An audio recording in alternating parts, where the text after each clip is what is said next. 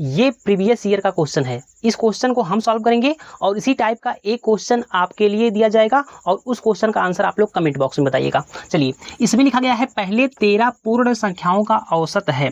तो सबसे पहले हम लोग ये जानने की कोशिश करते हैं कि पूर्ण संख्या किसे कहते हैं। पूर्ण संख्या वह संख्या होती है जो 0 से लेकर के अनंत तक हो, वो सभी संख्याएं क्या कहलाएंगी, आप लोग कहेंगे पूर्ण संख्या कहलाएगी। क्या कहलाएगी, पूर्ण संख्या कहलाएगी। अगर आप लोग इतना जान चुके हैं तो बताइए प्रथम पांच पूर्ण संख्या कौन कौन सी होती हैं।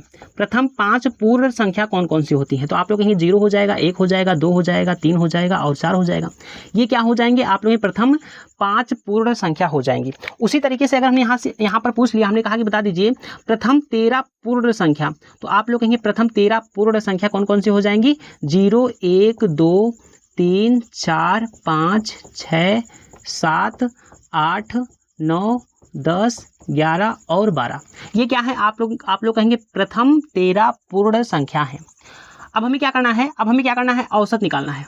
औसत बराबर फार्मूला होता है कुल योग बटे कुल संख्या। कुल योग बटे कुल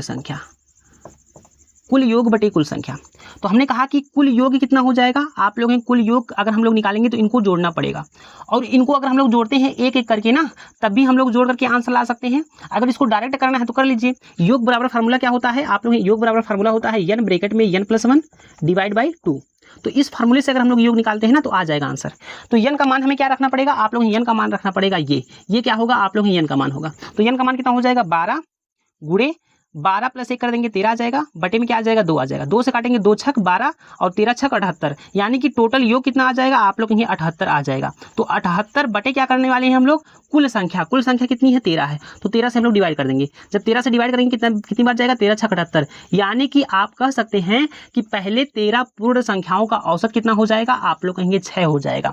तो इस प्रश्न का राइट आंसर क्या हो जाएगा, 6 हो जाएगा। अब इसी टाइप का ये प्रश्न है, इसका आंसर आप लोग कमेंट बॉक्स में बताइएगा। ये PYQ का क्वेश्चन है और ये ग्रुप डी में पूछा गया क्वेश्चन है। चलिए।